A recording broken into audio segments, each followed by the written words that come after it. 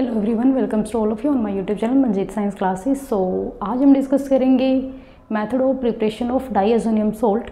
हम diazonium salt को कैसे बना सकते हैं।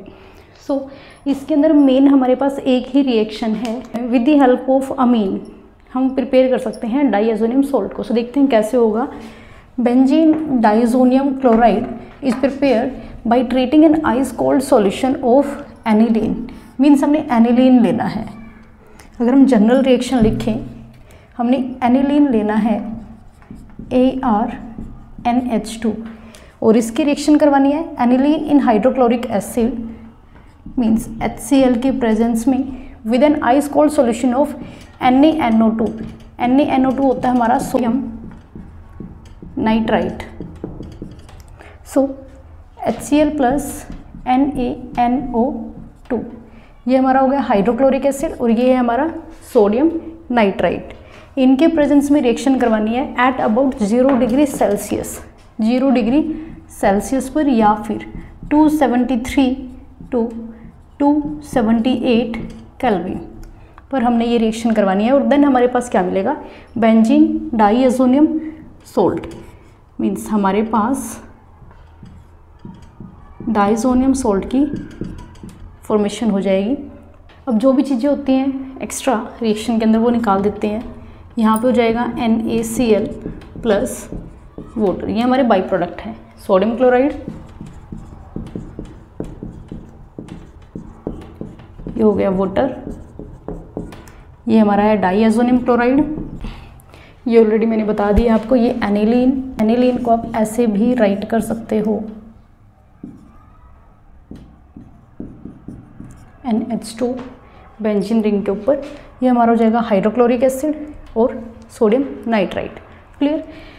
अब ये था हमारा प्रिपरेशन डाईएजोनियम सॉल्ट का। अब हम डिस्कस करते हैं कि जो ये रिएक्शन हुई है ये कैसे हुई है, मीन्स इस रिएक्शन का मैकेनिज्म क्या है। सेकंड चीज़ हम डिस्कस करेंगे इस वीडियो के अंदर कि हम यहाँ पे ओनली मैंने AR ग्रुप लिया, एलिफेटिक अमीन्स की फॉर्मेशन, एलिफेटिक अमीन की हेल्प से हमने जो डाईएजोनियम सॉल्ट है वो क्यों नहीं प्रिपेयर किया। मीन्स यहाँ पे हमारा ओनली एरोमेटिक अमीन, एरोमेटिक डाईएजोनियम सॉल्ट ही बना है।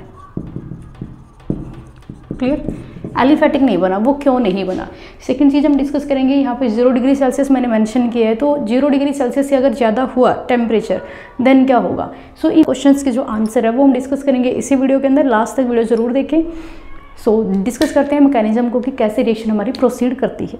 हम डिस्कस करते हैं method of preparation of diazonium salt. ये रिएक्शन हमने डिस्कस की थी अभी कि जब हम एनिलीन की रिएक्शन करवाएंगे सोडियम नाइट्राइट के साथ और HCl के साथ at 0 degree Celsius, then we get diazonium chloride, NaCl and water हमारे बाई प्रोडक्ट रहेंगे। इस रिएक्शन को हम बोलते हैं डाईएजोटाइजेशन। डाईएजोटाइजेशन कई बार एग्जाम के अंदर direct method of preparation of diazonium salt ना पूछकर डाईएजोटाइजेशन रिएक्शन नाम से पूछ ली जाती है। मैकेनिज्म क्या रहेगा, देखो यहाँ पे हमने लिया है NaNO2 प्लस HCl। जब NaNO2 रिएक्ट करता है HCl के साथ तो यहाँ से हमारे पास HONO की फॉर्मेशन होती है, नाइट्रस एसिड की फॉर्मेशन होती है। क्लियर। और जो NaCl है वो बाहर निकल जाता है। अब जो ये HONO है ये इन सीटू प्रिपरेशन की जाती है बेटा। जैसे मतलब ऐसा नहीं होता कि हम पहले इसको प्रिपेयर करें देन इसको डाल लें, ये अनस्टेबल होते हैं तो डायरेक्ट डिकम्पोज जाते हैं। इस इनको डायरेक्ट ही साथ में रिएक्ट करवाया जाता है। तो यहाँ पे जो हमने HONO लिया हुआ है HONO, ये हमारे पास है। अब इस ऑक्सीजन के पास लोन पेयर ऑफ इलेक्ट्रॉन है। अब ये क्या करेगा, हमने क्या लिया है HCl लिया है। HCl मीन्स एसिडिक मीडियम लिया है। HCl के पास क्या होते हैं H पॉजिटिव आयन। तो जो हमारे पास ऑक्सीजन है ये क्या करेगा, इन H पॉजिटिव आयन को अपनी साइड अट्रैक्ट करेगा क्योंकि इसके पास फ्री इलेक्ट्रॉन है, इसके पास इलेक्ट्रॉन नहीं है। तो यहाँ से क्या बनेगा, हमारे पास ऑक्सीजन के ऊपर पॉजिटिव चार्ज आ जाएगा, ये बाकी एज इट इज़। क्लियर। अब यहाँ से जो नाइट्रोजन है, अब ऑक्सीजन और नाइट्रोजन दो है, देखो यहाँ पे ऑक्सीजन भी इलेक्ट्रोनेगेटिव एलिमेंट है, नाइट्रोजन भी, बट ज़्यादा इलेक्ट्रोनेगेटिव कौन है, ऑक्सीजन। ऑक्सीजन क्या करेगा, इलेक्ट्रॉन को अपनी साइड अट्रैक्ट करेगा और यहाँ से वाटर मॉलिक्यूल बाहर निकल जाएगा और हमारे पास बनेगा नाइट्रोसोनियम आयन। अब जो ये नाइट्रोसोनियम आयन है ये रिएक्ट करता है अमीन के साथ। अब हमारे पास था यहाँ पे अमीन, और अमीन के पास क्या होते हैं, अमीन के अंदर जो नाइट्रोजन है उसके पास क्या होता है, लोन पेयर ऑफ इलेक्ट्रॉन होते हैं। यहाँ पे हमारे पास है नाइट्रोसोनियम आयन जिसके ऊपर पॉजिटिव चार्ज है। तो जो ये नाइट्रोजन के लोन पेयर हैं ये अटैक करेंगे इस नाइट्रोसोनियम आयन के ऊपर, और जो डेरिवेटिव है एन नाइट्रोसोनियम डेरिवेटिव की फॉर्मेशन करेंगे। सो यहाँ से क्या बनेगा हमारे पास ARH as it is. Nitrogen ने अपने लोन पेयर डोनेट किए हैं नाइट्रोसोनियम आयन को। सो यहाँ पे इसका पॉजिटिव चार्ज रिमूव हो जाएगा क्योंकि इसको इलेक्ट्रॉन मिल गया। पॉजिटिव चार्ज किसके ऊपर आएगा, नाइट्रोजन के ऊपर। ये कौन से वाला नाइट्रोजन है, जो हमारा वाला नाइट्रोजन है जो एरोमेटिक ग्रुप के साथ जुड़ा हुआ था। तो ये हमारे पास बन गया N नाइट्रोसो डेरिवेटिव। अब देखो यहाँ से हाइड्रोजन इस नाइट्रोजन को स्टेबल करने के लिए अपने इलेक्ट्रॉन को लॉस करके बाहर निकल जाएगा, मीन्स यहाँ से H पॉजिटिव बाहर निकला। अब हमारे पास बना ARNH, पॉजिटिव चार्ज रिमूव हो जाएगा, देन NO। अब इस ऑक्सीजन के पास भी लोन पेयर ऑफ इलेक्ट्रॉन है। क्लियर, इसने देखो कितने बॉन्ड बनाए हुए हैं, 2 बॉन्ड बना रखे हैं। ऑक्सीजन के पास लास्ट वैलेंस शेल में इलेक्ट्रॉन कितने होते हैं, 6 में से इसने 2 की शेयरिंग की है। 2 लोन पेयर तो इसके पास एज इट इज पड़े हुए हैं। तो ये क्या करेगा, इस हाइड्रोजन को अपनी साइड अट्रैक्ट करेगा, और जब ये अपनी साइड अट्रैक्ट करेगा तो यहाँ से हमारे पास बनेगा ARNHNOH। अब इसके ऊपर क्या आ गया, पॉजिटिव चार्ज। ठीक, अब देखो जब इसके ऊपर पॉजिटिव, यहाँ पे ऑक्सीजन के साथ क्या था, डबल बॉन्ड। फिर ये था ना हमारे पास। ओके, सो अब ये स्टेबिलिटी के लिए देखो किस तरीके से यहाँ पे अरेंजमेंट हो सकती है। अब हमारे पास ये इलेक्ट्रॉन ऑक्सीजन के ऊपर पॉजिटिव चार्ज आ गया है, तो ये क्या करेगा, जो पाई इलेक्ट्रॉन उनको अपनी साइड अट्रैक्ट करेगा, क्योंकि ऑक्सीजन की इलेक्ट्रोनेगेटिविटी ज़्यादा है। ये इस इलेक्ट्रॉन को अपनी साइड अट्रैक्ट करेगा। जैसे ही ये इस बॉन्ड के इलेक्ट्रॉन को अपनी साइड खींचेगा तो नाइट्रोजन के ऊपर क्या आएगा, positive charge. Nitrogen positive charge को, जब नाइट्रोजन के ऊपर पॉजिटिव चार्ज आएगा तो ये क्या करेगा, यहाँ से हाइड्रोजन के इलेक्ट्रॉन को अपनी साइड अट्रैक्ट करेगा। सो यहाँ से हमारे पास क्या बनेगा, ARN, यहाँ से ये H बाहर निकल गया, -H पॉजिटिव, देन N के बीच में डबल बॉन्ड OH। अब ऑक्सीजन के पास अपने लोन पेयर वापस हो गए, क्योंकि इसने एक लोन पेयर देके यहाँ पे ऑक्सीजन के साथ, हाइड्रोजन के साथ बॉन्डिंग की थी। वही लोन पेयर मीन्स वही 2 पेयर ऑफ इलेक्ट्रॉन को इसने क्या किया, अपनी साइड अट्रैक्ट कर लिया। पेयर ऑफ इलेक्ट्रॉन अट्रैक्ट हुआ तो 2 लोन पेयर इसके कंप्लीट हो गए। क्लियर। अब यहाँ पे H पॉजिटिव फिर है, ये क्या करेगा, फिर इस H पॉजिटिव को अट्रैक्ट करेगा, फिर अट्रैक्ट करेगा तो यहाँ पे क्या बन जाएगा, अगेन हमारे पास ARN double bond N O के साथ H जुड़ गया, H पहले ही था, इसके ऊपर फिर पॉजिटिव चार्ज आ गया। अब नाइट्रोजन और ऑक्सीजन में से ज़्यादा इलेक्ट्रोनेगेटिव कौन है, ऑक्सीजन है। ये इलेक्ट्रॉन को अपनी साइड अट्रैक्ट करेगा, इलेक्ट्रॉन को अपनी साइड अट्रैक्ट करेगा तो इनके जो बीच का बॉन्ड है ये ब्रेक हो जाएगा। सो यहाँ से हमारे पास क्या बनेगा, यहाँ से हमारे पास बनेगा AR single bond N double bond N। अब इस N का बॉन्ड टूटा है तो इसके ऊपर positive charge plus water molecule बाहर निकल गया। क्लियर। अब यहाँ से हमारे पास बना डाईएज़ोनियम आयन। डाईएज़ोनियम आयन की फॉर्मेशन हो गई।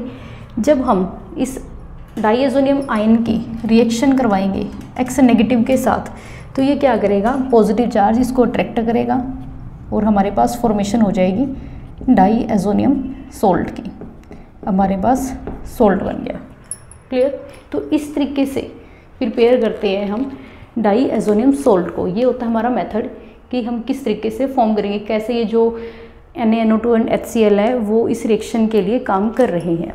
क्लियर।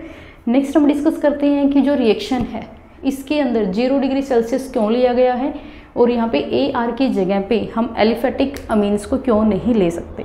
ओके।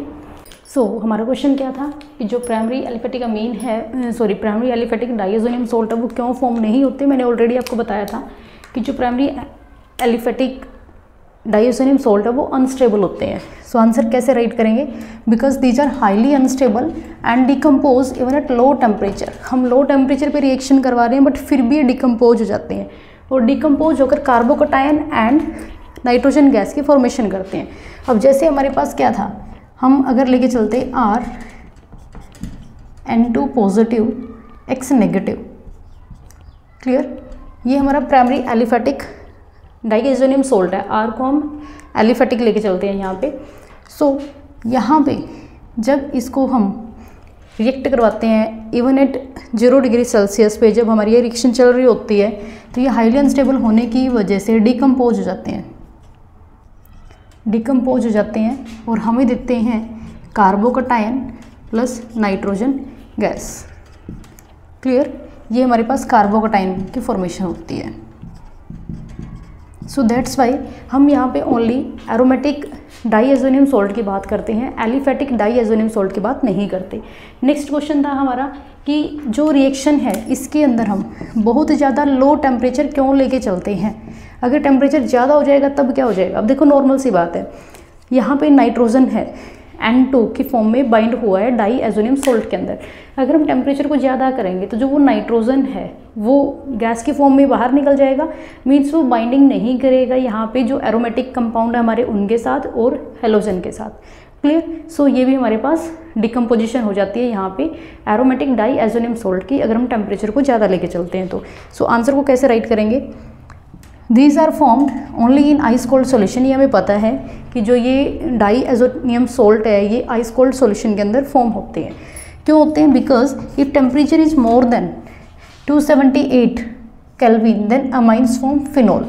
अब हमारे पास क्या था, हमारे पास ये था, जैसे अगर मैं बेसिक एग्जांपल लूँ, ये हमने अभी पढ़ा है कुछ टाइम पहले N2Cl नेगेटिव, ये हमारा डाइएजोनियम क्लोराइड है। क्लियर, सो अगर यहाँ पे जो टेम्परेचर है वो ज़्यादा हो जाए तो ये बना कैसे था, ये हमारा बना था प्राइमरी अमीन से, मतलब हमने एनिलीन की रिएक्शन करवाई थी होनो के साथ, नाइट्रस एसिड के साथ एट 0 डिग्री सेल्सियस पे। अगर टेम्परेचर ज़्यादा हो जाए means greater than 0 degree Celsius, तब क्या होगा, तब हमारे पास जो एनिलीन है ये फिनोल की फॉर्मेशन करेगा और यहाँ से जो नाइट्रोजन गैस है वो हमारी बाहर निकल जाएगी। क्लियर, सो इसी वजह से हम यहाँ पे एरोमेटिक डाइएजोनियम सॉल्ट की प्रिपरेशन करते हैं और जो एरोमेटिक डाइएजोनियम सॉल्ट है इनकी प्रिपरेशन भी हम लो टेम्परेचर के ऊपर करते हैं। आई होप आपको क्लियर हुआ हो कि डाइएजोनियम सॉल्ट हैं क्या और इनको हम कैसे प्रिपेयर कर रहे हैं और जो कंडीशंस हमें बोली जाती है कि आइस कोल्ड सॉल्यूशन के अंदर ही प्रिपेयर करना है वो क्यों बोली जाती है। ओके, नेक्स्ट हम डिस्कस करेंगे physical properties of diazonium salt and chemical properties of diazonium salt के बारे में। Thank you, have a nice day.